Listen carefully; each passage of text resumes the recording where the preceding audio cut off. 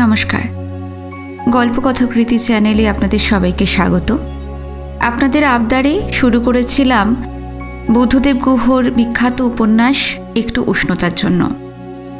আজ আমরা অন্তিম পর্বে এসে উপনীত হয়েছি।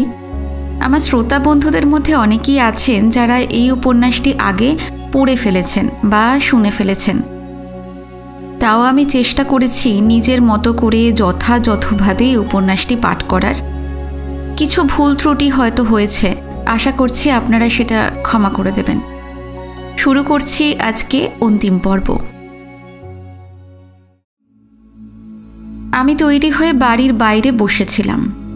এখন সকাল 8টা বাজে। একটা ট্যাক্সি আসার কথা আছে, এলে তাতে রাঁচি যাব, ছুটির কাছে। প্যাটও বলেছে সঙ্গে যাবে, ওর নাকি কি দরকার আছে রাঁচিতে। আমি আজ রাতেই ফিরে আসবো শুনে ও বলেছিল ও যাবে।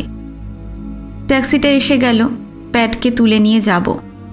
সেই রাতে যখন বাঁশি বাজিয়ে আলো জ্বালিয়ে রাঁচি হাওড়া এক্সপ্রেসটা রাঁচি স্টেশন ছেড়ে চলে গেল, তখন আমার বুকের মধ্যে থেকেও একটা নিঃশব্দ নরম ট্রেন, যে এতদিন অন্ধকারে সাইডিংয়ের অস্পষ্টতার মধ্যে দাঁড়িয়েছিল এবং যে ছিল বলে ইদানিং বুঝতে পর্যন্ত পারতাম না, সেও রমা ট্রেনের সঙ্গে সঙ্গে চলে গেল।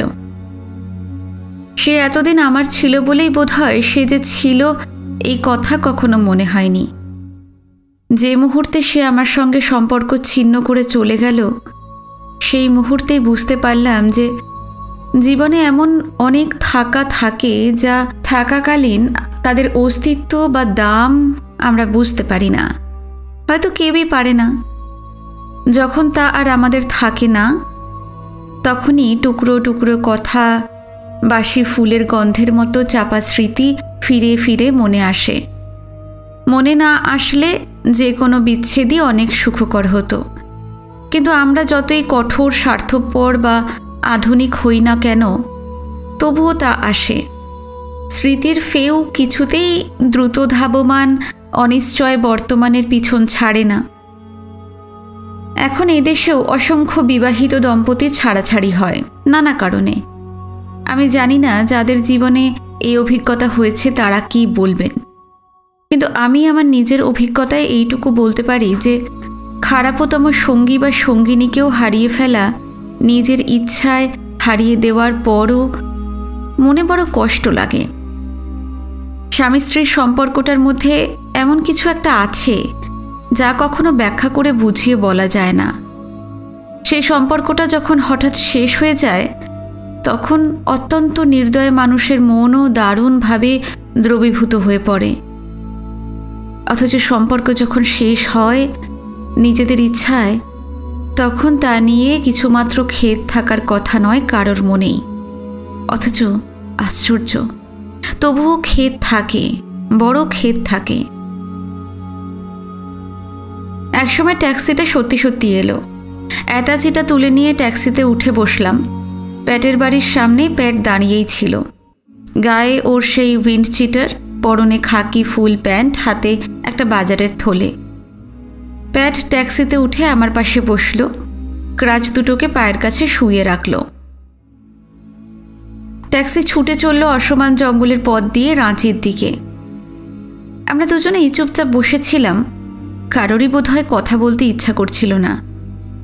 হঠাৎ প্যাট বলল, লুসিটাকে বোধহয় আর বাঁচানো যাবে না। কেন? ওর ঘা শুকোয়নি? না না, সেজন্য নয়, ওর মরার সময় হয়েছে বলে।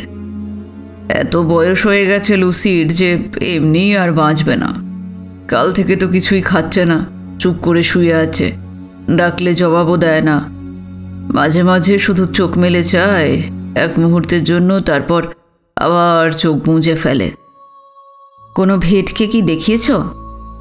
এখানে আর ভেট কোথায়, তবে ডেকে এনেছিলাম আমার এক বন্ধুকে। সে এসব বিষয়ে জানে শোনে। সে বলল কোমা সেট করে গেছে, ও আর বাঁচবে না, ওর অন্তিম সময় এসে গেছে। তাহলে? তাহলে আর কি, ওকে দেখাশোনা করার জন্য বলে এসেছি। আমি ফিরে আসা অবধি যদি বেঁচে থাকে তাহলেই যথেষ্ট জানব। দেখি কি হয়। তবে একটা আশ্চর্য জিনিস লক্ষ্য করলাম জানো তো। কি? আশেপাশে বাড়ির যতগুলো মন্দা কুকুর আছে তারা সবাই লুসি আসার পরপরই লুসির খোঁজ নিতে এসেছিল। বলো কি, তাই নাকি? হ্যাঁ তাই। তবে কি জানো, কেউই দ্বিতীয়বার আর ফিরে আসেনি। কেন? Because they are the sons of bitches. এলো, দৌড়ে দৌড়ে এলো, লুসির চারপাশে ঘুরলো, তারপর লুসির কাছ থেকে কিছু পাওয়ার নেই বুঝতে পেরে সঙ্গে সঙ্গে কোনো যুবতী কুকুরির খোঁজে উধাও হয়ে গেল, সব কটা একসঙ্গে। আমি চুপ করে রইলাম অনেকক্ষণ। প্যাটও চুপ করে রইল। আমি আর প্যাট আমরা দুজনে দুদিকের জানলায় তাকিয়ে দুজনের পৃথক পৃথক অনেক ব্যবধানের চিন্তার মাঠে চেয়ে রইলাম। অনেকক্ষণ পর প্যাট বলল, তোমার কতক্ষণের কাজ রাঁচিতে? আমার জন্য ভেবো না, তোমার যতক্ষণ লাগবে ততক্ষণই সময় নিতে পারো। তুমি তো আর রোজ রোজ আসো না রাঁচিতে। তোমার যা কাজকর্ম তার সব শেষ করে নিও, বিকেলের দিকে একসঙ্গে ফিরবো, ঠিক আছে? তাহলে তো খুবই ভালো হয়। আমার ওখানে আবার অনেকের সঙ্গেই দেখা করার আছে। আমি তো একদিন না একদিন কলকাতায় ফিরে যাবই, আজ না হয় কাল। তুমি একবার কলকাতায় এসো প্যাট, আমার কাছে থেকে যাবে কদিন। তুমি শেষ কবে কলকাতায় গেছো? ও সে অনেক দিনের কথা। যুদ্ধ থেকে ফেরার সময় 2 দিন ছিলাম, তা বছর 30-এর কাছাকাছি তো হতেই চলল। সেই টমি আর আমেরিকান সাদা কালো সোলজার এবং ওয়াইকাই ভরা কলকাতার সঙ্গে আজকের কলকাতার নিশ্চয়ই মিল নেই কোনো। একবার এসো, নিজের চোখেই দেখে যাও। আচ্ছা, আসবো। দেখতে দেখতে আমরা চামার মোড়ে এসে পিচ রাস্তায় পড়লাম। সেখান থেকে বিজুপাড়া মান্দার হয়ে রাঁচি। ফিরাইলালের চকে এসে যখন ট্যাক্সি মেন রোড ধরে ডুরান্ডার দিকে এগোতে লাগলো, আমি তখন প্যাটকে বললাম, তোমাকে একটা জিনিস প্রেজেন্ট করতে চাই। প্যাট আমার দিকে অবাক হয়ে তাকালো, বলল, হঠাৎ অব অল পারসনস আমাকে প্রেজেন্ট? ওইসব অভ্যাস আমার বহুদিন হলো নষ্ট হয়ে গেছে। এই ভুলে যাওয়া অভ্যাসকে আবার জাগাবে? বেশ তো আছি এমনই একা একা ভুলে থাকা জীবন নিয়ে। এটা আমার আনন্দের জন্যই করছি, মানে করব, তোমার আনন্দের জন্য নয়। বলো কি নেবে? প্রেজেন্টই যদি দেবে তো পৃথিবীর সবচেয়ে সেরা প্রেজেন্ট দিও। সেটা কি? 1 বোতল স্কচ হুইস্কি। 30 বছর আগে খেয়েছিলাম, তারপর আর খাইনি। Fair enough. কোনো পার্টিকুলার ব্র্যান্ডের উপর কি দুর্বলতা আছে তোমার? আরে না না, স্কচ হলেই হলো। এমনি scotch is good enough for me. ট্যাক্সিটা তখন বাজারের কাছে গুপ্ত ব্রাদার্সের সামনে দিয়ে যাচ্ছিল। ট্যাক্সি দাঁড় করিয়ে প্যাটের জন্য একটা হুইস্কি কিনলাম। শুধু জন হেগ ছিল দোকানে। জন হেগই নিলাম 1 বোতল, আর ছুটির জন্য কিছু ক্যাডবেরির ক্রিপস চকলেট নিলাম। প্যাট বলল ও এই বাজারেই নেমে যাবে। কথা হলো বিকেল 5টা নাগাদ ফিরাইলালের চকের সামনে ও দাঁড়িয়ে থাকবে, আমিও ওখানে পৌঁছবো। তারপর একটা ট্যাক্সি নিয়ে ফেরা যাবে। ছুটির বাড়ির সামনে ট্যাক্সিটাকে যখন ছেড়ে দিলাম তখন বেলা 11:45 বাজে। দারোয়ানের সঙ্গে দেখা হলো। সে ছুটির বুনে দেওয়া সোয়েটার গায়ে দিয়ে খাটিয়ায় বসেছিল। আমি শুধলাম, দিদিমণি আছেন? ও বলল, হ্যাঁ আছেন, উপরে চলে যান। জানি না কেন সিঁড়ি বেয়ে উঠতে আমার ভারী ভয় করছিল। মনের মধ্যে এক রাশ ভাবনা ভিড় করে আসছিল। যেদিন রমাকে তুলে দিতে আসি রাঁচি স্টেশনে, সেদিন ফেরার পথে ট্যাক্সি নিয়ে ছুটির বাড়ি অবধি এসেছিলাম। বাড়ির হাতায় অনেকক্ষণ ট্যাক্সি দাঁড় করিয়ে ছুটির দোতলার ঘরের দিকে চেয়ে ট্যাক্সির মধ্যেই বসেছিলাম। ওর ঘরের দরজা খোলা ছিল, আলো জ্বলছিল ঘরে। খুব ইচ্ছে করছিল উঠে গিয়ে যাচাই করে আসি রমা যা বলেছিল তা সত্যি কিনা, জেনে আসি নতুন করে যে আমার ছুটি, আমার জন্মজন্মের ছুটি শুধু আমার একারই আছে। কিন্তু পারলাম না। সেদিন আমার গায়ে এমন জোর ছিল না যে দোতলায় উঠি। সেই রাতে রমাকে বিদায় দেওয়ার পর আমার মন এমনিতেই এত বিষণ্ণ ও ক্লান্ত ছিল যে সেদিন নতুন করে আর কোনো ধাক্কা সইত না হয়তো। সিঁড়ি পেরোতে পেরোতে ভাবছিলাম যে সেদিন যাইনি, ভালোই করেছি, কারণ সেদিন আমার নিজের উপর আর কোনো বিশ্বাস ছিল না। গিয়ে যদি দেখতাম যে রমা যা বলেছে তা সত্যি, তবে আমি কি করতাম নিজেই জানি না। রমা আমাকে যাই বলুক, আমার সমস্ত মন বারবার বলেছিল যে সে কথা সত্যি নয়। আমি তো কোনো ক্ষতি করিনি কারোর, ভালো ভেবেছি, ভালো করেছি, ভালোবেসেছি। তবে ছুটি কেন আমাকে এমন করে শাস্তি দেবে? আমি যে ভগবান মানি, ভগবান থাকতে এমন কি হতে পারে? এ কদিন ম্যাকলাস্কিগঞ্জে একা একা সকালে বিকালে জঙ্গলের পথে হেঁটে নিজেকে বারবার একই প্রশ্ন শুধিয়েছি, এও কি সম্ভব? আমার জীবনের শেষ ও একমাত্র অবলম্বন ছুটিও কি আমাকে এমন ধুলোয় ফেলে যাবে? আকাশের তারাদের জিজ্ঞাসা করেছি একা একা, বলেছি তোমরা বলো, তোমরা জবাব দাও, আমার জন্মলগ্নে তোমরা কে কে সাক্ষী ছিলে? কোন অপয়াতারার সমষ্টি তোমরা? কোন ব্যর্থ সর্বনাশা পরিমণ্ডল? তাদের কাছ থেকে কোনো জবাব মেলেনি। তবে নীরবতাও এক রকমের জবাব। প্রত্যেক নীরবতার মধ্যেই অনেক সশব্দ সাহসী উত্তর চাপা থাকে। সেই উত্তরের মধ্যে আমি জেনেছিলাম যে আমার মন যা বলছে তা ঠিক। আমার ছুটি কখনো এতখানি খারাপ হতে পারে না, এত বোকা হতে পারে না। কোনো দারুণ অভিমানে ভর করেও সে এমন অভিশাপ আমাকে কখনোই দিতে পারে না যে সে বিষয়ে আমার মন নিঃসন্দেহ ছিল। ভাবতে ভাবতে কখন যে ছুটির দরজায় পৌঁছে গেছি বুঝতেই পারিনি। বন্ধ দরজার সামনে দাঁড়িয়ে আমি কড়া নাড়লাম। ভিতরে কেউ আছে বলে তো মনে হলো না। অনেকক্ষণ পর ছুটির সেই মহিমাময়ী লোকাল গার্জেন এসে দরজা খুলল। নীরস কণ্ঠে বলল, দিদিমণি কাজে গেছেন, 3টের সময় ফিরবেন। তারপর কি ভেবে সে দয়া পরবশ হয়ে বলল, আপনি কি বসবেন? আমার যা জানার তা স্পষ্টভাবে জানার কোনো উপায় ছিল না ওর কাছ থেকে। আমি ঘুরিয়ে বললাম, বাড়িতে আর কেউ নেই? এই সময় আমি ছাড়া আর তো কেউ থাকে না। ও, আমি তাহলে একটু বসি। এখানে বসলে 3টে অবধি বসতে হবে। আমি তো আজ এক্ষুনি চাবি বন্ধ করে চলে যাব। দিদিমণির কাছে ডুপ্লিকেট চাবি আছে। দিদিমণি যখন আসবেন তখন ঘর খুলে ঢুকবে। অতক্ষণ কি আপনি বসবেন? না, তাহলে আমি ঘুরেই আসছি বলে আমি চলে এলাম বটে, কিন্তু আমার এখানে যাওয়ার কোনো জায়গা ছিল না। চেনা পরিচিত লোক অনেক ছিল, কিন্তু ঠিক এই মুহূর্তে কারোর কাছেই যাওয়ার ইচ্ছা ছিল না আমার। 11টা থেকে বেলা 3টে অবধি রাঁচি শহরের এই শান্ত নিরিবিলি কোণে আমি ঘুরে বেড়ালাম। সাইকেল রিকশার ঘণ্টা, কুচিত মোটরের হর্ন কিছুই যেন আমার কানে লাগছিল না। পথের ধুলো, পথচারীদের কথাবার্তা, মন্থর গরুর গায়ের গুঁতো, এই সমস্ত আমি সেদিন অবলীলায় অগ্রাহ্য করেছিলাম। কারণ আমি জানতাম এই সমস্ত শীতার্ত ধূলিমলিন নৈর্ব্যক্তিক উদাসীনতার পরই আমি এক দারুণ উষ্ণ ব্যক্তিগত সম্পর্কের সঙ্গে সম্পর্কিত হব। আমার এত বয়স হয়েছে, জীবনে কত শত ঝড়ঝাপটার মধ্যে দিয়ে আসতে হয়েছে ছোটবেলা থেকে। তবু আজকে আমার মনের যা অবস্থা, তার মতো কোনো অবস্থায় আগে কখনো পড়িনি। এমন অসহায় কখনো বোধ করিনি। কখনো জানিনি যে আমাদের সমস্ত সুখ, সমস্ত অস্তিত্ব এত বড় নির্ভর।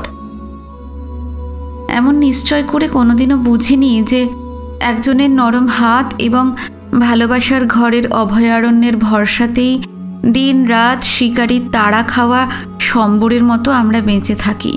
আমরা প্রত্যেকে। বড়লোকের ছেলে বলতে যা বোঝায় আমি কখনো তা ছিলাম না।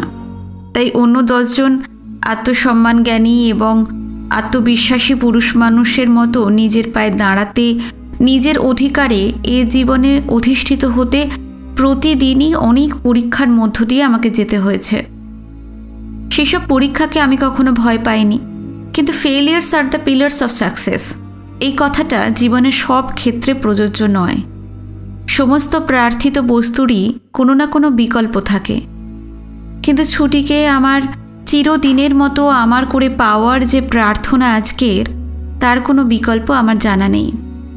আমার জীবনের একটা বড় অধ্যায়ের শেষ হয়ে গেছে সেদিন রমা চলে যাওয়ার সঙ্গে সঙ্গে। ভালো করেছি কি মন্দ করেছি বুঝিনি, শুধু জেনেছি যে ছুটির হাত ধরে আমি নিশ্চয়ই এক নতুন তরুণ সুগন্ধি জীবনে প্রবেশ করব। তারপর খুব ভালো লিখব আমি। যারা আমার লেখা পড়বে তাদের খুশি মনই হবে আমার সবচেয়ে বড় শিরোপা। লেখার মধ্যে আমি প্রমাণ করব যে একজন ভালো মেয়ের অকৃত্রিম, আন্তরিক, ভণ্ডামিহীন ভালোবাসা আমার মতো একজন সাধারণ লোককেও সত্যিকারের বড় লেখকে পরিণত করতে পারে। তাছাড়া এ কথা যে আমি চিরদিন বিশ্বাস করে এসেছি, জেনেছি প্রেম একজনকে কি না দিতে পারে, কি না নিতে পারে অন্যজনের কাছ থেকে। ভালোবাসাকেই যে আমার জীবনের একমাত্র সঞ্জীবনী সুধা বলে জেনে এসেছি আমি এতদিন।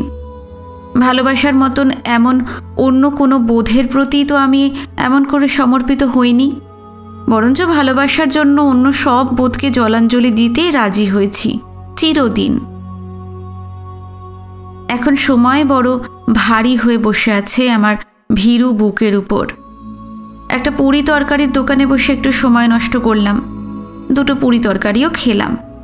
খেতে খেতে ভাবছিলাম, ছুটি বোধহয় জানে না, ছুটি বোধহয় এখনও জানেনি ওর উপরেই এই জীবনে আমি কতখানি নির্ভর করেছিলাম। আবার ভাবছিলাম, এতদিনেও এই কথা কি না জেনেও পারে? ও তো বোকা নয়।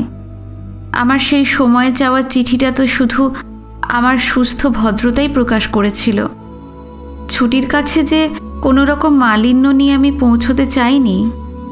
ও যেমন চিরদিন ওর মনে চিল্কার রাজহাস্যের মতো নিষ্কলঙ্ক, আমিও যে তাকে তেমনই নিষ্কলঙ্কতার মধ্যেই বুকে পেতে চেয়েছিলাম। কোনো রকম সংশয়, দ্বিধা, কোনো রকম কিন্তু কিন্তু বোধ যেন আমাদের পরিপ্লুপ্তিকে বিঘ্নিত না করে, আমি যে শুধু তাই চেয়েছিলাম। মুখ ধুয়ে উঠে একটা সিগারেট ধরিয়ে খুচরো পয়সা ফেরত নিতে নিতে নিজের মনেই বলে উঠলাম, না না, এ হতে পারে না, ছুটি কখনো এমন করতে পারে না, এ সম্ভব নয়। দোকানি অবাক হয়ে বলল, ইতনা হি হুয়া হ্যাঁ বাবু, আপসে দাম জ্যাদা নেহি লিয়া। লজ্জা পেয়ে তাড়াতাড়ি পয়সা পকেটে ফেলে আবার পথে বেরিয়ে পড়লাম। আমি যখন ছুটির বন্ধ দরজার সামনে আবার এসে দাঁড়ালাম তখন 3:15 বেজেছে। দরজার কড়া নেড়ে দাঁড়িয়ে থাকতে থাকতে মনে হলো যেন কত যুগ পেরিয়ে গেল। বন্ধ দরজার সামনে দাঁড়িয়ে আমি মনে মনে বলছিলাম, ও ছুটি, ও আমার জন্মের ছুটি, তুমি কি কখনো শুনতে পাও তোমাকে আমি কত ডাকি, কতবার ডাকি? তুমি কি কখনো মাঝরাতে ঘুম ভেঙে উঠে জানালায় এসে দাঁড়াও? জানালায় দাঁড়িয়ে তারা ভরা আকাশের দিকে চেয়ে তুমি কি একবারও জানতে পাও যে একজন হতভাগা লোক তার গোলমেলে রুক্ষ জীবনের মধ্যে এই রাতের জানালায় দাঁড়িয়ে তোমার দিকে, তোমার ধ্রুবতারার মতো নীল ও শান্ত সহজ সত্তার দিকে চেয়ে আছে? সে তোমাকে তার জীবনে অনুক্ষণ যেমনভাবে উপলব্ধি করে, তোমার অস্তিত্ব তার সমস্ত মনকে যেমন করে প্রতি মুহূর্ত আচ্ছন্ন করে রাখে, তুমি কি তাকেও তেমন করে উপলব্ধি করো? নাকি কখনো করো না ছুটি? কখনো বোঝো না সে তোমাকে এ জীবনে কি দিয়েছিল? ভাবছিলাম, এই জীবনে সকলের প্রেমের প্রকাশ একরকম নয়, কিন্তু প্রেম তো প্রেমই। তোমার প্রেমে কোনো দ্বিধা নেই, ধারালো ইস্পাতের মতন তোমার মন। কিন্তু তুমি তাই বলে কি কারণ নরম ভালোবাসায় জর্জর অন্তর্মুখী নরম মনকে কোনো মুহূর্তের অভিমানে দ্বিখণ্ডিত করতে পারো? তুমি কি এতই নিষ্ঠুর ছুটি? হঠাৎ দরজাটা খুলে গেল। দেখলাম ছুটি দাঁড়িয়ে আছে। ছুটি হাসছে, ওর সহজ সরল সংস্কারহীন হাসি। ছুটি বলল, শুকুদা আসুন আসুন, কি ব্যাপার, পদ ভুলে? ছুটির পিছন পিছন ওর ঘরে ঢুকলাম। ও তখনও অফিসের জামাকাপড় ছাড়েনি, বোধহয় এক্ষুনি এসেছে। কি ভেবে ছুটি বলল, বসুন, 1 সেকেন্ড, আমি এক্ষুনি আসছি। এর আগে কখনো ছুটির কাছে এসে বাইরের লোকের মতো আমার বাইরের ঘরে বসে থাকতে হয়নি। এই প্রথম আমি বাইরের ঘরে বসলাম। 2-1 মিনিট পরেই ছুটি ডাকলো, বলল, আসুন, এইবার ঘরে আসুন, একটু বসুন, আমি চা নিয়ে আসছি। ছুটি বোধহয় শাড়ি ছাড়ছিল। ছুটির ঘরে ঢুকে আবার ছুটির ঘরে বসে আমার মন নতুন করে আশ্বস্ত হলো, খুশিতে ঝলমল করে উঠল। আমার চেঁচিয়ে বলতে ইচ্ছে করলো, রমা, তুমি একটা সস্তা অবাস্তব মিথ্যে কথা বলে নিজেকেই শুধু আমার কাছে ছোট করলে, ছুটির কাছেই ছোট হয়ে গেলে তুমি।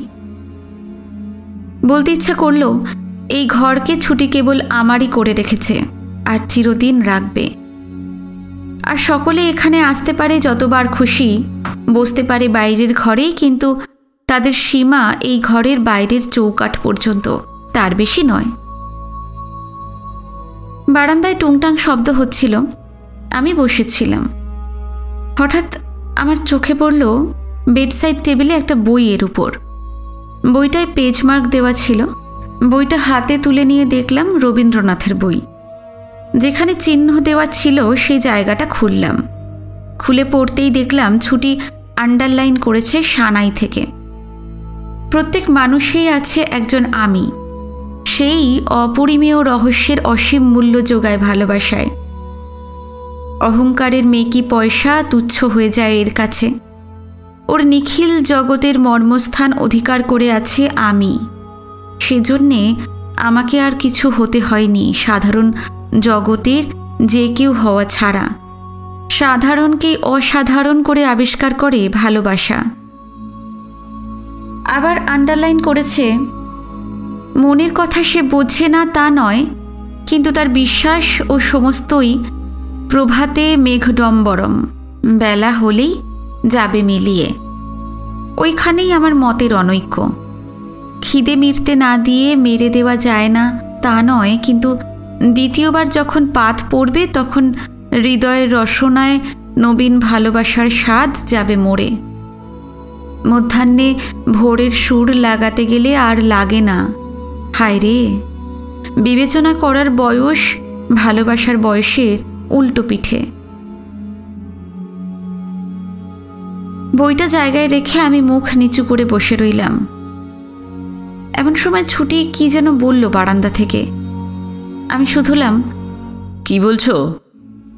বলছি, এখানে আসুন না, বারান্দায় এখনো রোদ আছে, এখানেই চা খাবো, চলে আসুন। বারান্দায় পা দিতেই আমার চোখ দুটো চমকে উঠল। দেখলাম বারান্দার দড়িতে ক্লিপ করা অবস্থায় একটা পুরুষের আন্ডারওয়্যার ঝুলছে। তার পাশে একটা চকরা বকরা স্লিপিং স্যুট। ছুটির চোখ পড়েছিল আমার চোখে।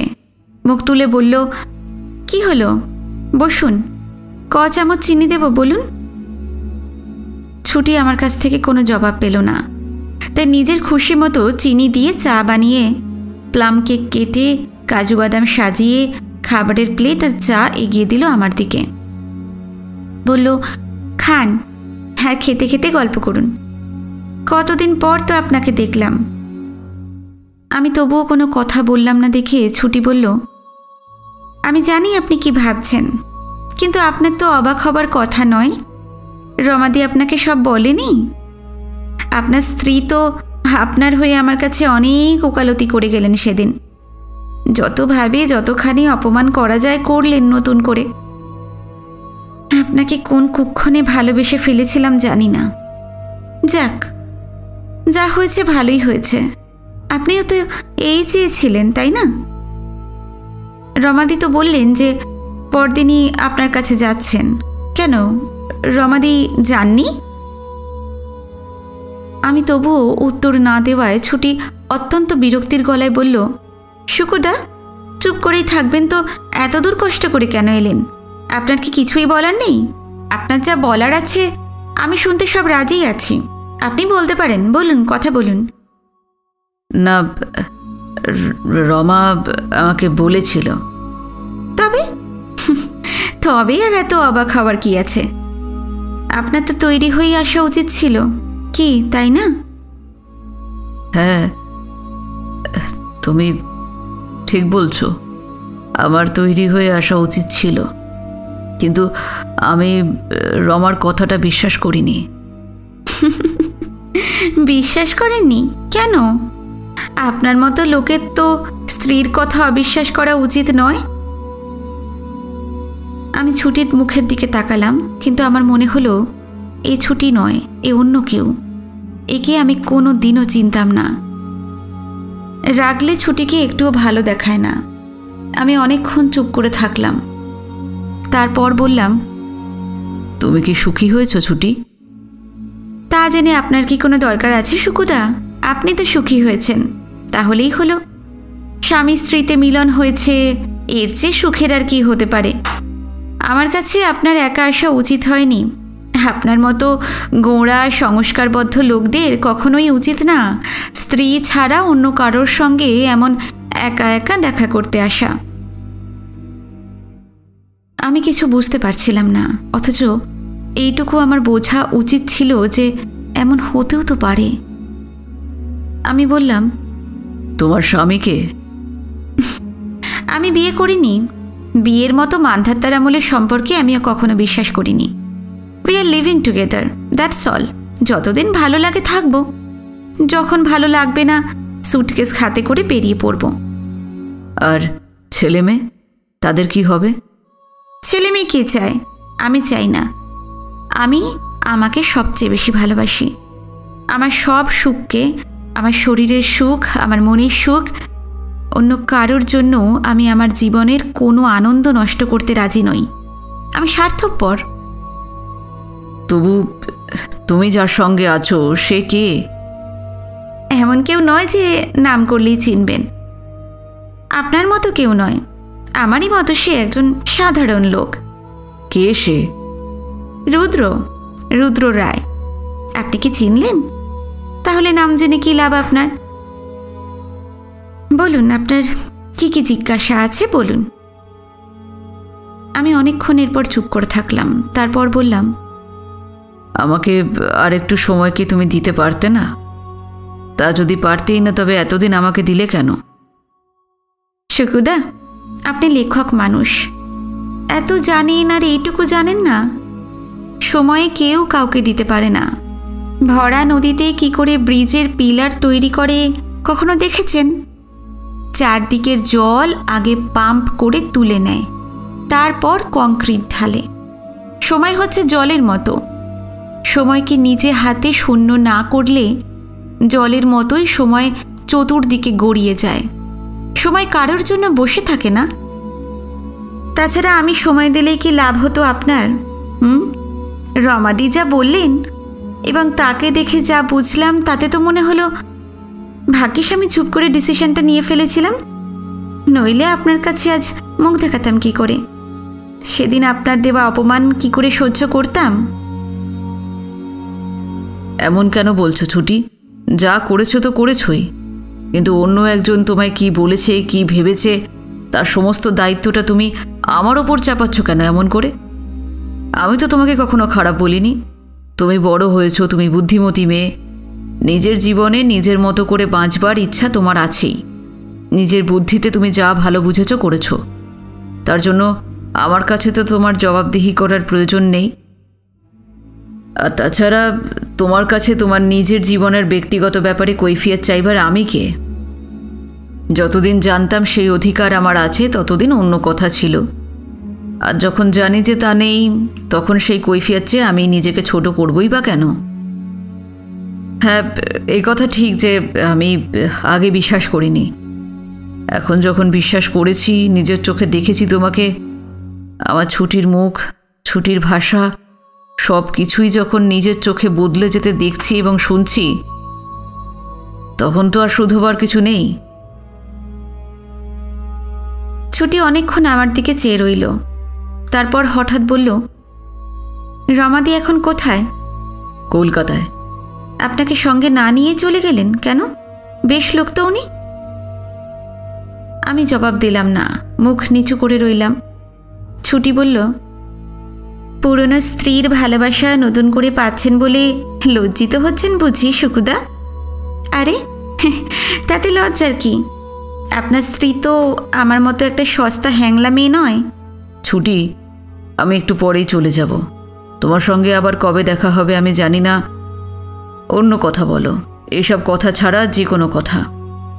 এখন অন্য কথা আর মনে আসছে না শুকুদা। আচ্ছা বলুন তো, আমার সম্বন্ধে আপনারও কি রমাদের মতোই মত? আমি কি বড়ই হ্যাংলা শুকুদা?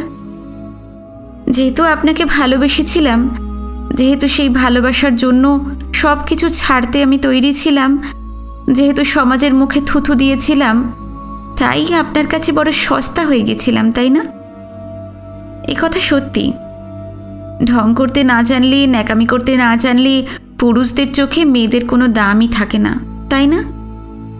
তবে আমি এও বলবো শুকুদা, আপনারও অন্যায়, এটা ভীষণ অন্যায়। আমি তো একবারও বলিনি যে আপনি রমাদিকে আমার জন্য ত্যাগ করুন। রমাদিই আপনাকে ত্যাগ করেছিলেন। আপনার জীবনের সেই সময়ের কথা আজ আর হয়তো আপনার মনে নেই। আমি নিজের ভালো চাইলে এতদিন অন্য 10টা মেয়ের মতোই বহু শতাব্দীর পুরনো বিয়ে নামক সহজ সুখের জলে জীবনটা নিয়ে ছিনিমিনি খেলতাম। কখনো জানতে চাইতাম না জীবনের মানে কি, বেঁচে থাকার মানে কি। কিন্তু আমি তো তা চাইনি। আমি তো শুধু আপনাকেই চেয়েছিলাম, শুধু লেখক সুকুমার বোসকে, ব্যারিস্টার সুকুমার বোসকে আমি চাইনি। যাকে যাকে এসব কথা। আমি চাই আপনি আর রমাদি সুখী হন, সুখে থাকুন। ছুটির মতো কত সস্তা মেয়ে আসবে আপনার জীবনে, এই গলা জড়িয়ে ধরবে, আবার পরক্ষণেই ঝুপ করে নেমে পড়ে দৌড় লাগাবে। যখন এমনি কোনো মেয়ে আসবে, আপনার হয়তো আমার কথা মনে পড়বে। কি পড়বে না? আমি অনেকক্ষণ চুপ করে বসে থাকলাম, তারপর উঠে দাঁড়ালাম। বেলা পড়ে এসেছিল, রোদটা বারান্দা থেকে সরে এসেছিল, ঘরের মধ্যেও শীত শীত করছিল। আমি বললাম, আমি এবার উঠবো ছুটি। ও, আর একটু বসবেন না? না, আমার জন্য প্যাট দাঁড়িয়ে থাকবে। ও, প্যাট এসেছে বুঝি? ওকে নিয়ে এলেন না কেন? না এনে বোধহয় ভালোই করেছি। হ্যাঁ, তা অবশ্য ঠিক। আমাকে আর কিছু জিজ্ঞেস করবেন আপনি? না, শুধু একটা কথা জিজ্ঞেস করার আছে। তুমি কি সুখী হয়েছো ছুটি? আমার প্রতি তোমার মনোভাব যা তা তো জানলাম, কিন্তু তুমি শুধু আমার চোখের দিকে একবার চেয়ে বলো যে তুমি কি সুখী হয়েছো? সত্যি করে বলো তো। ছুটি সঙ্গে সঙ্গে চোখ নামিয়ে নিল, বলল, সুখের কথা কি কাউকে বলা যায়? সুখ থাকে মনে মনে। এত তাড়াতাড়ি কি করে বলবো? তবে ধরে নিন, হ্যাঁ আমি সুখী হয়েছি। যা কিছু করেছিলাম এতদিন তাও তো সুখের জন্যই। রুদ্রকে আমার ঘরে থাকার অনুমতিও দিয়েছি সুখেরই জন্য। হয়তো দুটো সুখ অন্যরকম, হয়তো সমস্ত সুখেরই রকম বিভিন্ন। সে যাই হোক, সুখী হয়েছ, সুখী থাকবে, এ কথা জানতে পেলেই হলো। তার বেশি কিছু আমার জানার নেই তোমার কাছে। আমি বারান্দা ছেড়ে ঘরে ঢুকতে যাব এমন সময় দরজায় কে যেন কড়া নাড়ল। ছুটি বলল, 1 সেকেন্ড বসুন, বলেই দৌড়ে গিয়ে দরজা খুলল। কালো স্যুট পরে একটি হ্যান্ডসাম ছেলে ঘরে ঢুকলো। ঢুকেই চেঁচিয়ে বলল, আরে ছুটি, জোর খবর আছে। রাঁচি ক্লাবে গেছিলাম আমাদের সেলস ম্যানেজারের সঙ্গে। সেখানে কলকাতার এক ব্যারিস্টারের সঙ্গে আলাপ হলো। এখানে এসেছেন হেভি ইঞ্জিনিয়ারিংয়ের কি কাজে। বলছিলেন তোমার প্রিয় লেখক ওই সুকুমার বোস, ওর সঙ্গে নাকি ওর স্ত্রী ছাড়াছাড়ি হয়ে গেছে। ওর ব্যক্তিগত জীবন সম্বন্ধে অনেক কথা শুনে এলাম, গরম গরম কথা। উফ, আস্তে আস্তে, বারান্দায় লোক আছেন, তোমার তাতে এত উত্তেজনা কেন? ইতিমধ্যেই আমি উঠে পড়েছিলাম। ছুটি রুদ্রকে নিয়ে এসে আলাপ করিয়ে দিল। আমি নমস্কার করলাম। ছুটি বলল, এই যে রুদ্র রায়, আর ইনি আমার কলকাতার পাড়ার দাদা নরেশ দা। আমি চমকে চাইলাম ছুটির চোখের দিকে। দেখলাম ছুটির চোখ দুটো সম্পূর্ণ বদলে গেছে। একটু আগের ছুটি আর এই ছুটি এক নয়। আমাকে কিছু বলার সুযোগ না দিয়েই ছুটি রুদ্রকে বলল, নরেশদা একদিনের জন্য কাজে এসেছিলেন কলকাতা থেকে, দেখা করতে এসেছিলেন আমার সঙ্গে। তাই তা নরেশদাকে চাটা খাইয়েছো? শুধু চাই, বসলেন না মোটে। আজই নাকি ফিরে যাবেন। আমি এবার আসি, আমার একটু তাড়া আছে, আমি বললাম। রুদ্র সাহেবী কায়দায় ঝুঁকে পড়ে হ্যান্ডশেক করলো, বলল, নাইস মিটিং ইউ। ছুটি বলল, আমি একটু এগিয়ে দিচ্ছি নরেশদাকে, তুমি ততক্ষণে জামা কাপড় ছাড়ো, আমি এক্ষুনি আসছি।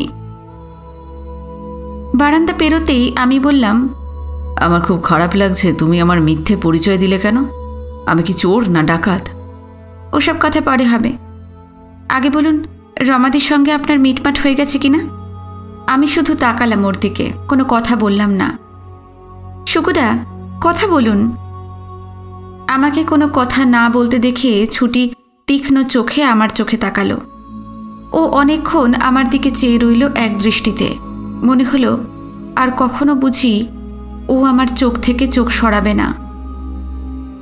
শেষ বিকেলের রোদে বড় বড় গাছগুলোর ছায়া মাঠময় অন্ধকারের মোটা মোটা রেখা টেনে দিয়েছিল। তার মধ্যে সিঁড়ির পাশের দেওয়ালে হেলান দিয়ে একটা লাল কালো কটকি শাড়ি পরে ছুটি দাঁড়িয়েছিল।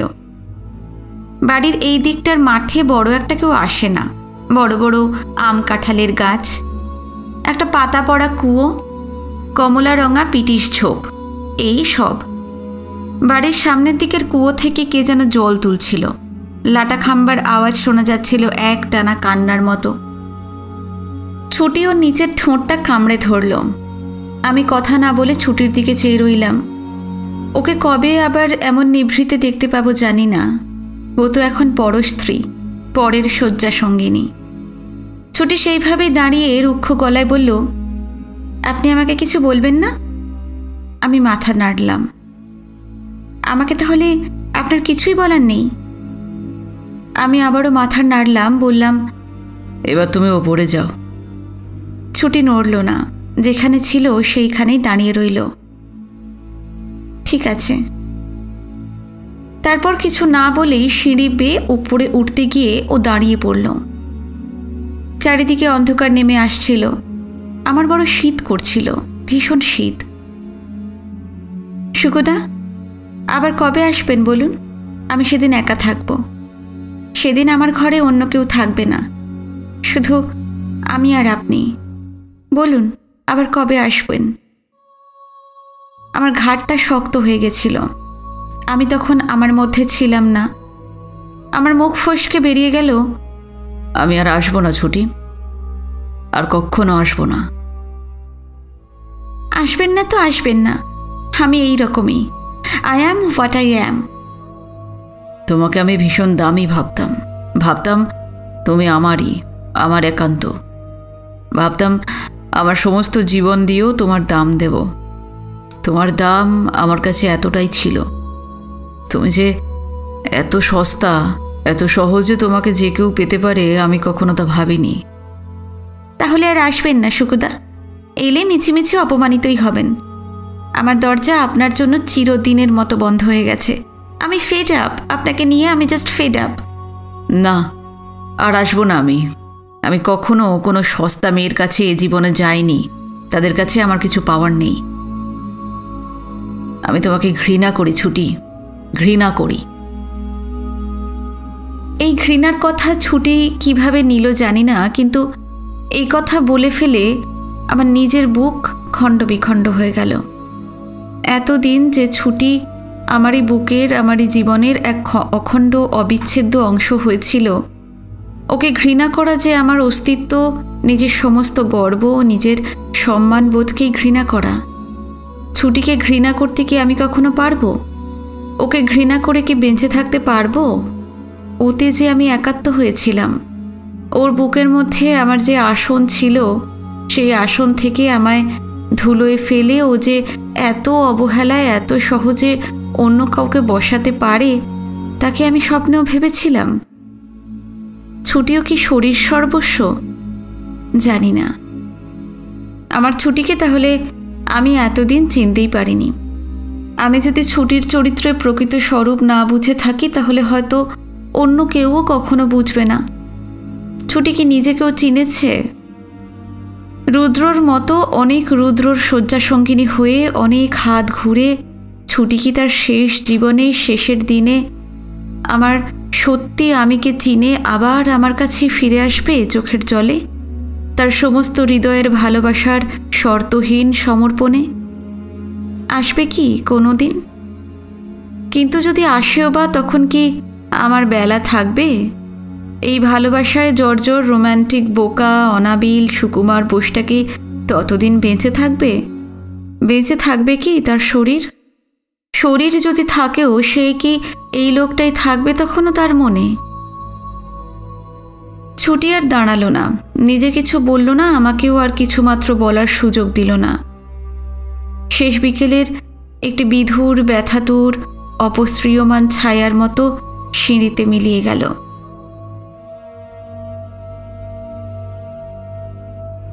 ফিরাইলালের চৌকে প্যাট দাঁড়িয়েছিল এক পায়ে। আমার পৌঁছতে প্রায় 15 মিনিট দেরি হয়ে গেছিল। আমরা দুজনে হেঁটে রাতু বাসস্ট্যান্ডে এসে যখন একটা ট্যাক্সি নিলাম তখন প্রায় অন্ধকার হয়ে এসেছে। রাতু বাসস্ট্যান্ডে যেতে যেতে প্যাট অনেক কথা বলছিল, কিন্তু আমার কানে গেছিল কিছু কথা, কিছু যায়নি। আমার মন তখন প্যাটের কথা শোনার জন্য তৈরি ছিল না। প্যাটের সব ব্যাপারেই খুঁতখুঁতি। বলল, এই ট্যাক্সিটায় যাব না, এর চেহারা ভালো না। আমি ততক্ষণে উঠে বসেছিলাম। বললাম, উঠে এসো, চেহারা দিয়ে আর কি হবে, শেষ পর্যন্ত না ডোবালেই তো হলো। ও বলল, আমার মন সায় দিচ্ছে না। আমার আর কথা বলতে ইচ্ছা করছিল না। ওকে বললাম উঠে আসতে। অনিচ্ছা সহকারে প্যাট ভিতরে উঠে এলো। প্যাটের ঝোলাটা ভর্তি হয়ে গেছিল। নানা টুকিটাকি জিনিস কিনেছে ও। রাঁচি আসা ওর বিশেষ হয়ে ওঠে না, কারণ প্রয়োজন পড়ে না। আর যখন ওর প্রয়োজন পড়ে তখন গঙ্গা বাস চলার প্রয়োজন বোধ করে না। রাতুর রাজার বাড়ি পেরিয়ে মান্দার পেরিয়ে যখন বিজুপাড়ার মোড়ে এসে পৌঁছলাম তখন 7টা বাজে। প্যাট বলল, একটু চা খাওয়া যাক। প্যাট নেমে দোকানে চা ও গরম সিঙাড়া অর্ডার দিয়ে এলো। আমি ট্যাক্সি থেকে নামলামই না। বাইরে ঘুটঘুটে অন্ধকার। দোকানগুলো থেকে বেরোনো আলোর ফালিগুলো সেই অন্ধকারকে আরও গাঢ় করেছে। একটা দোকানে ট্রানজিস্টারে উচ্চগ্রামে হিন্দি গান বাজছে। পানের দোকানের সামনে সাইকেলের জটলা, টায়ার সারানোর দোকানের সামনে আগুন করে গোল হয়ে বসে আছে কয়েকজন লোক। আজকে শীতটাও বেশি, সারাদিনই কনকনে হাওয়া বইছিল। সন্ধ্যের পর থেকে সে হাওয়ায় যেন বরফ কুচি লেগেছে। কাছে কোথাও বৃষ্টি হচ্ছে বোধহয়। উঁচু সুরের গান, টুকরো টাকরা কথা, চায়ের দোকান, পেয়ালা পিরিচের টুং টাং ও সমস্ত কিছু ছাপিয়ে আমার কানে শুধু ছুটির নিচু গলা বাজছিল। ছুটির অশ্রুরুদ্ধ নরম গলা। আমাকে তাহলে কিছুই বলার নেই আপনার? কেন এরকম হলো জানি না। আমার জীবনেই বা কেন এরকম হলো? অন্য অনেকের সঙ্গে আমার তফাৎ আছে। আমি কখনো তফাৎটাকে ভালো বলে মনে করিনি, কিন্তু তফাৎটা যে আছে সে কথা জেনেছি। অন্য অনেক পুরুষ মানুষই জীবনটা তাদের কাজ, তাদের জীবিকার গ্লানি, তাদের অভাব এবং তাদের প্রাচুর্য নিয়েই কাটিয়ে দেন। কেউ কেউ বা তাদের তাস খেলা কি ক্লাব কি হুইস্কির বোতল নিয়ে জীবনটাকে বেশ ফুরিয়ে ফেলেন। তাদের অনেকের জীবনে কখনো সখনো কোনো মেয়ে মানুষের প্রয়োজন হয়। বিবাহিত স্ত্রীরাও সেই সংজ্ঞার বাইরে পড়েন না তাদের কাছে। অন্দরমহলে যাবার প্রয়োজন বা তাগিদ বোধ করলেই তারা অন্দরমহলে যান কখনো। আর বাদবাকি সময় অশান্তি এড়াতে অন্দরমহলের সমস্ত জাগতিক দাবি হয় মিটিয়ে দিয়ে, আর মেটাবার সামর্থ্য না থাকলে ভুলে থেকে নিজের বন্ধু, নিজের তাস, নিজের শখ নিয়ে আনন্দে সময় কাটান। আমি কাজের সময় কাজ করেছি চিরদিন, হয়তোবা কাজের সময়ের পরও করেছি, কিন্তু চিরদিনই আমার সমস্ত মন একজন নারী, সর্বার্থে নারীর জন্য কেঁদেছে। যে চেহারায় শরীরের, যে মনে মনে অত্যন্ত মেয়েসুলভ এমন একজন মেয়ের জন্য, আমার মানসীর জন্য। রমা বহু বছর হলো আমার সেই সংজ্ঞাকে তছনছ করে এক প্রচণ্ড পুলিশি প্রভাব বিস্তার করেছে আমার উপরে। আর যাই হোক, পুলিশের সঙ্গে প্রেমের সম্পর্কের কথা ভাবা যায় না।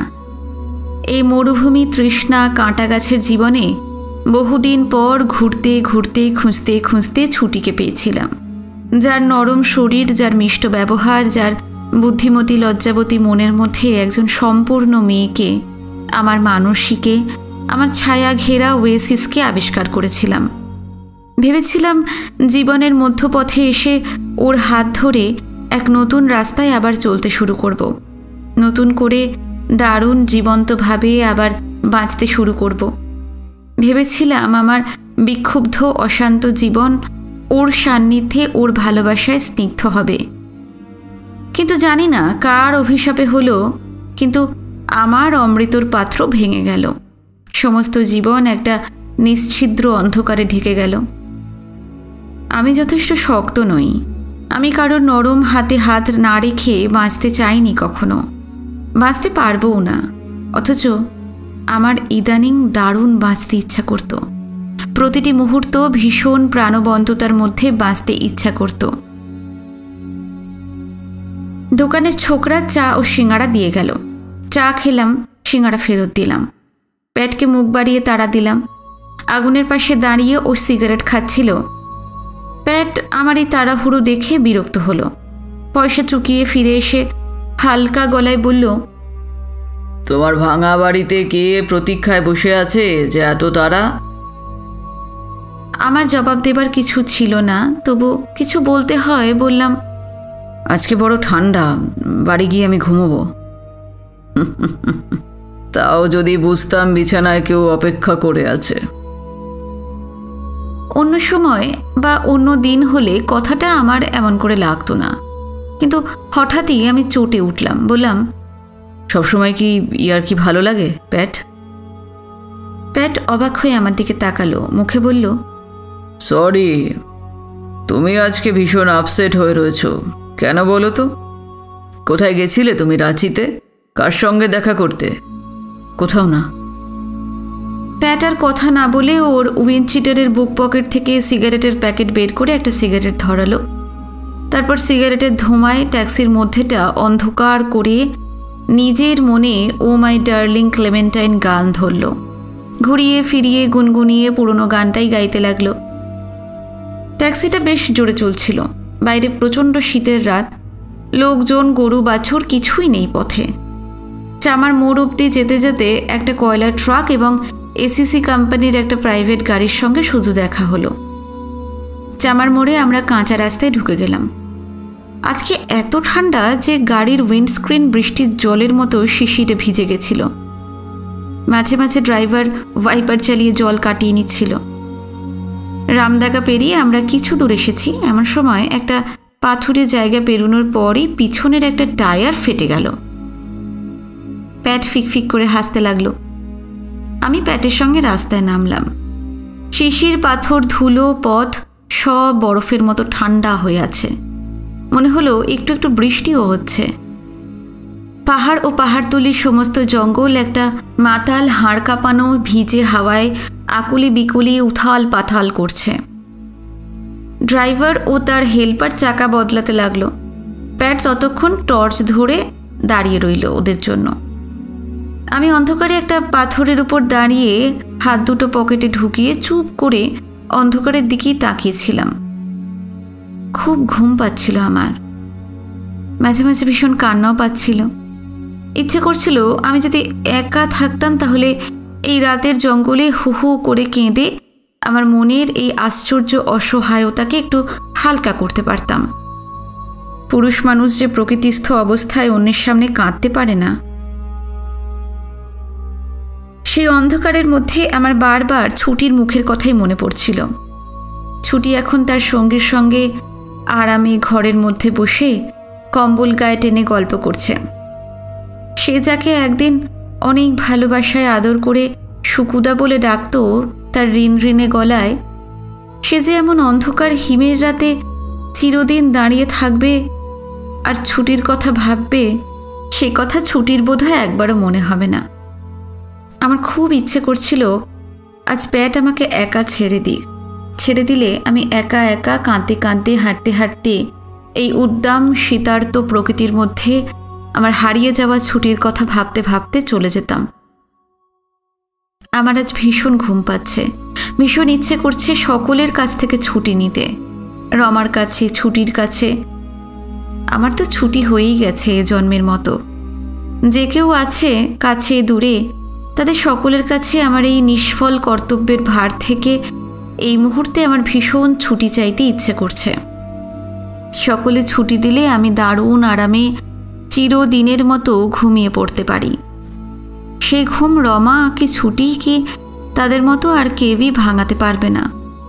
সেই ছুটি সব কর্তব্য থেকেই ছুটি, চিরদিনের ছুটি, সব যন্ত্রণা সব জ্বালা থেকে ছুটি। সে বড় আরামের ঘুম। ট্যাক্সিটা বাসারিয়া বস্তির কাছাকাছি অবধি বেশ ভালো এলো। তারপর একটা উতরাই পেরোনোর পরই আলোটা কমে এলো। তারপর ধীরে ধীরে গাড়িটা থেমে গেল আবার। ড্রাইভার নামলো, আমরাও নামলাম। গাড়ির বনেট খুলে দেখা গেল গাড়ির ফ্যান বেল্ট ছিঁড়ে গেছে। স্পেয়ার ফ্যান বেল্টও সঙ্গে নেই। অতএব সারা রাতের মতো এখানেই থাকা ছাড়া গত্যন্তর নেই। ড্রাইভারের হেল্পার ছেলেটি কথাবার্তা না বলে জঙ্গলের মধ্যে টর্চ জেলে কাঠ কুটো জড়ো করে আনলো এক জায়গায়। তারপরে একটা রবারের নল বের করে পেট্রোল ট্যাঙ্কে ঢুকিয়ে চুষে পেট্রোল বার করে কুলকুরচি করে সে পেট্রোল ফেললো কাঠকুটোর উপরে। তারপর দেশলাই জেলে আগুন করলো। কেউই কোনো কথা না বলে আগুনের আশেপাশে ছোট বড় পাথরে বসে আগুনের দিকে পা বাড়িয়ে দিলাম আমরা। প্যাটকে দেখে মনে হলো ও আমার উপর খুব চটেছে। ওর কথা অমান্য করেই এই ট্যাক্সিতে এসেছিলাম আমি। মিনিট দুয়েক পাথরে বসে থাকার পর কথা না বলে প্যাট গাড়ি থেকে হুইস্কির বোতলটা বের করে আনলো। তারপর পাথরে বসে এক মোচড়ে বোতলের সিল করা মুখটা খুলে ফেলে ঠকঠক করে অনেকখানি হুইস্কি খেয়ে ফেলল। আমি বললাম, আগুনের পাশে বসে এমন করে খেও না, চট করে নেশা ধরে যাবে। তুমি একটা আজব লোক। এত দামি জিনিস খেয়ে যদি নেশাই না হলো তবে খেয়ে লাভ কি? হ্যাঁ, আর তাছাড়া কতগুলো দিন থাকে আত্মবিস্মৃত হবার দিন, নেশা করে নিজেকে ভুলবার ও ভোলাবার দিন। কিছু মনে করো না মিস্টার বোস, তোমার আজ কি হয়েছে আমি জানি না, তবে এইটুকু জানি যে আজ তোমারও নেশা করার দিন। বলেই প্যাট বোতলটা আমার দিকে এগিয়ে দিল। আমি বোতলটা হাতে নিয়ে দু এক মুহূর্ত ভাবলাম। প্যাট বলল, কি হলো? আমি জবাব না দিয়ে ঢকঢক করে প্যাটের মতোই হুইস্কি মুখে ঢেলে দিলাম। মনে হলো বুক, পেট এবং যেখান যেখান দিয়ে ভিতরে তা গড়িয়ে গেল সব জ্বলে যেতে লাগলো। প্যাট বোতলটা ফেরত নিয়ে বলল, মাঝে মাঝে কি মনে হয় জানো? কি?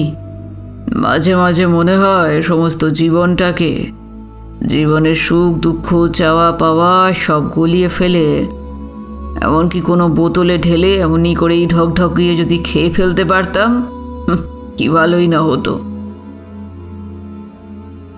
আমি কোনো জবাব দিলাম না। প্যাট টুকিটাকি নানা কথা বলছিল। কথার ফাঁকে অমনি করেই হুইস্কি ঢালছিল মুখে, আর যতবার নিজে ঢালছিল ততবার আমার দিকেও বোতলটা এগিয়ে দিচ্ছিল। কিছুক্ষণের মধ্যেই শীত কেটে গিয়ে মাথাটা হালকা হয়ে এলো। মাথাটি হালকা হয়ে যেতেই আমার সব লজ্জার, সব মান অপমান, সব সমাজ সংস্কারের ভয় কেটে গেল। লোক ভয় মুছে গেল। আমি বুঝতে পারলাম, পরিষ্কার বুঝতে পারলাম যে আমার দু চোখ বেয়ে জলের ধারা বইছে। আমার জিভটা ভারী হয়ে এলো। আমার কথা বলতে ইচ্ছে করছিল না। আমি শুধু চোখের জলে যা কিছু বলার ছিল সব বলছিলাম। আগুনের আলোয় প্যাট আর আমি এখানে প্রায় 1 ঘন্টা বসেছিলাম। আমরা পরস্পরকে পরিষ্কার দেখতে পাচ্ছিলাম। আমি বুঝতে পারছিলাম ট্যাক্সি ড্রাইভার এবং তার হেল্পার আমার দিকে অবাক চোখে তাকিয়ে আছে, কিন্তু তাতে আমার কিচ্ছু যায় আসে না। আর সকল মানুষই জীবনে এমন কোনো না কোনো মুহূর্তের সম্মুখীন হয় যখন তার কিছুতেই আর কিছুমাত্র যায় আসে না। প্যাট হঠাৎ আমার দিকে চেয়ে বলল, Hey boss, what's wrong with you? আমি প্যাটের কথার কোনো উত্তর দিলাম না।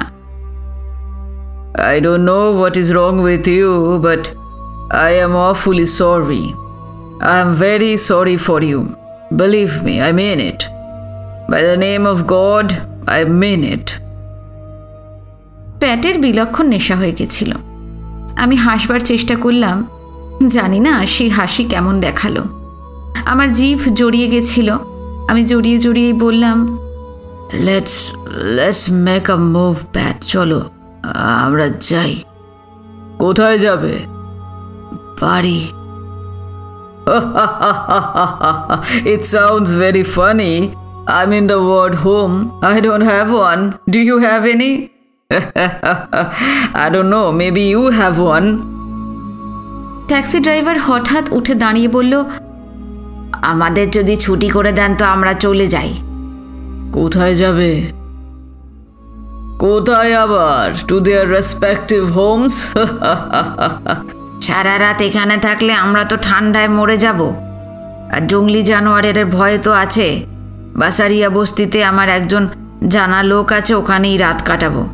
ভোর ভোর ফিরে আসবো, তারপর চামার মোড় থেকে লরি ধরে রাঁচি গিয়ে ফ্যান বেল্ট নিয়ে আসবো। আমি ওদের টাকা মিটিয়ে দিলাম। ওরা আলোয়ানে ভালো করে গা মুড়ে স্টার্টার হ্যান্ডেলটা কাঁধে ফেলে বড় রাস্তা ধরে একটু এগিয়েই বাসারিয়া বস্তির সুঁড়ি পথে জঙ্গলের মধ্যে হারিয়ে গেল। প্যাট বোতলটা আবার আমার দিকে এগিয়ে দিল। আমি আবার ঢকঢকিয়ে খেলাম। প্যাট বাকিটা খেয়ে ফেলে উঠে দাঁড়ালো। তারপর ক্রাচে ভর করে টলতে টলতে এগিয়ে গিয়ে ওর এক পায়ে গাড়িটার বাম্পারে একটা লাথি মারল সজোরে। বলল, Bastard, you let us down. পরক্ষণেই গাড়িটার ছাদে একটা চুমু খেয়ে বলল, Nevertheless, you are better than any bitch. আমি প্যাটের বোঁচকাটা তুলে নিলাম। প্যাট আগে আগে ক্রচের উপর টলতে টলতে চলতে লাগলো। আমিও ওর পিছনে পিছনে ঘোরের মধ্যেই হাঁটতে লাগলাম। একটু গিয়েই প্যাট দাঁড়িয়ে পড়ে খালি বোতলটাকে পথের পাশের খাদে ছুঁড়ে মারল। ঝনঝনিয়ে বোতলটা পাথরে পড়ে টুকরো টুকরো হয়ে গেল। আমি পিছন থেকে বললাম, এ কি করলে প্যাট? I am celebrating. You know what? What's the occasion? I am celebrating my loneliness. আমার একাকিত্বর উৎসব। Don't you like it? প্যাটের খুব নেশা হয়েছিল। পরক্ষণেই প্যাট আমার দিকে দৌড়ে আসতে গেল। উড়ে যেতে যেতে কোনো রকমে বেঁচে গিয়ে আমাকে জড়িয়ে ধরে বলল, Come brother, let's celebrate our loneliness. আমাকে ছেড়ে দিতেই প্যাট ডিগবাজি খেয়ে পাথরের উপর ভিজে ধুলোর উপর পড়ে গেল। আমি ওকে তুলতে যেতেই দেখলাম অন্ধকারে ওর নীল চোখ দুটো গুলি খাওয়া বাঘিনীর অভিশাপের আগুনে জ্বলছে। প্যাট শুয়ে শুয়ে দাঁত কড়মড়িয়ে বলল, Stop it! Damn it! For God's sake, don't pity me. I will hit you if you will. আমি চুপ করে দাঁড়িয়ে রইলাম। ওর কথাগুলো আমার কানে ঝমঝম করে বাজছিল। প্যাট ঘৃণার সঙ্গে থুতু ছিটিয়ে আমাকে বলেছিল, খবরদার আমাকে করুণা করো না, কখনো যদি করো তো মার খাবে। আমি দাঁড়িয়ে দাঁড়িয়ে দেখলাম প্যাট কিভাবে মাতাল অবস্থায় মাটিতে পাথরে গড়িয়ে গড়িয়ে ওর এক পায়ে আবার উঠে দাঁড়ালো। উঠে দাঁড়িয়ে আমার দিকে ফিরে মাতালের হাসি হাসলো, বলল, Let's go, let's go. কিছুক্ষণ পাশাপাশি চলার পর প্যাট দাঁড়িয়ে পড়ে আমার দিকে ফিরে বলল, বুঝলে বস, আমার একটাই পা, তবু আমি চলতে পারি। জানো, যেসব লোক অন্যের করুণায় ভর করে বাঁচে তারা 10টা পা থাকলেও চলতে পারে না। I am happy that I can manage without anybody's help. সামনের ধুলোমাখা অন্ধকার পথটাকে ফিকে সাদা দেখাচ্ছিল। দুপাশে মাথা উঁচু গাছগাছালি, আকাশময় তারা। গভীর খাত থেকে নাইটজারের গুপ গুপ গুপ গুপ আর পেঁচার কিচির কিচির ডাক সেই গভীর গম্ভীর ব্যঞ্জনাময় অন্ধকার রাতকে এক অদ্ভুত ভৌতিক মহিমায় ভরে দিয়েছিল। প্যাটের ক্রাচের শব্দই শুধু শোনা যাচ্ছিল। অন্ধকারে প্রায় বিলুপ্ত শরীর প্যাটকে শুধু অনুভব করা যাচ্ছিল। হঠাৎ সামনে একটা আওয়াজ শুনে দাঁড়িয়ে পড়লাম।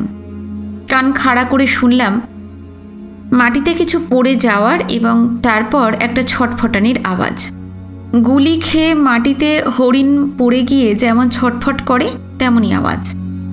সামনেই একটা খাড়া উতরাইয়ের চূড়ায় দাঁড়িয়ে অন্ধকারেই বুঝতে পারলাম যে খাড়া উতরাই নামার সময় অপ্রকৃতিস্থ প্যাট আবার পড়ে গেছে আর পড়ে গিয়ে উঠবার চেষ্টা করছে। পড়ে যাবার সময় ওর হাতের ক্রাচ দুটো বোধহয় দূরে ছিটকে পড়েছে। মাটিতে শরীর ঘষে ঘষে দাঁতে দাঁত চেপে ও বুঝি অন্ধকারে ওর হাতের ক্রাচ খুঁজে বেড়াচ্ছে। ওইখানেই অপেক্ষা করলাম আমি অনেকক্ষণ। প্যাট নিজের পায়ে ধীরে ধীরে উঠে দাঁড়াবার পর আমি উতরাইটা নামতে শুরু করলাম। শুনতে পেলাম সমান রাস্তায় পড়েই প্যাট বড় বড় পা ফেলে এগিয়ে যেতে লাগলো। এখন রাত 9টা বাজে। এমন শীতের রাতে এই রাত অনেক। হাঁটতে হাঁটতে ভাবছিলাম রমা এখন কি করছে, কোথায় আছে? ও কি সীতেশের সঙ্গে আছে? সীতেশের মধ্যে ও সত্যি কি কিছু পেয়েছে যা আমার মধ্যে পায়নি? আচ্ছা, রমা কি সুখী হয়েছে? ছুটি এখন পর্দা টানা ঘরে নরম বেডলাইটের আলোয় রুদ্রর বুকে অশেষ আশ্লেষে ঘুমিয়ে আছে পরম নিশ্চিন্তিতে উষ্ণতায়। ছুটি, আমার ছুটিও কি সত্যি সুখী হয়েছে? বড় জানতে ইচ্ছে করে। হঠাৎ দূর থেকে প্যাটের গলার গান ভেসে আসতে লাগলো। প্রথমে কথাগুলো বুঝতে পারলাম না, দাঁড়িয়ে পড়ে মনোযোগ দিয়ে শুনতেই কথাগুলো পরিষ্কার হলো। সেই গানটা, show me the way to go home, I am tired and I want to go to bed. পরের লাইনগুলো এবার পরিষ্কার ভেসে আসতে লাগলো সেই নির্জন নিস্তব্ধ রাতের বুক মথিত করে। I had a little drink about an hour ago which has gone right to my head. যতই এগোতে লাগলাম ততই যেন প্যাটের উদাত্ত গলার গান সেই অন্ধকার রাতের প্রতি অণুতে অণুতে ভরে যেতে লাগলো। আমার মস্তিষ্কের সমস্ত কোষে কোষে ছড়িয়ে যেতে লাগলো। প্রতি গাছে গাছে পাথরে পাথরে লতায় পাতায় প্রতিধ্বনিত অনুরণিত হয়ে সেই গান ফিরে ফিরে আসতে লাগলো। Show me the way to go home, I am tired and I want to go to bed. Show me the way to go home. একবারও পিছন না ফিরে প্রতি পদক্ষেপে এই পৃথিবীর সমস্ত করুণার ভিক্ষা ও তার প্রতিশ্রুতিকে তার এক পায়ে লাথি মেরে মেরে স্বনির্ভর রিজু প্যাট একটা আবছা ছায়ার মতো আমার আগে আগে হাঁটতে লাগলো। রাতের বনের অন্ধকারে স্বয়ং সম্পূর্ণতার স্বপ্নবিলাসী একজন অভিশপ্ত একাকী ভঙ্গুর পুরুষ মানুষের গায়ের গন্ধ কোনো বিযুক্ত বড় বাঘের গায়ের গন্ধের মতো শীতের রাতের বনের ভেজা হাওয়ায় আলতো হয়ে ভাসতে লাগলো ঘাসে পাতায়।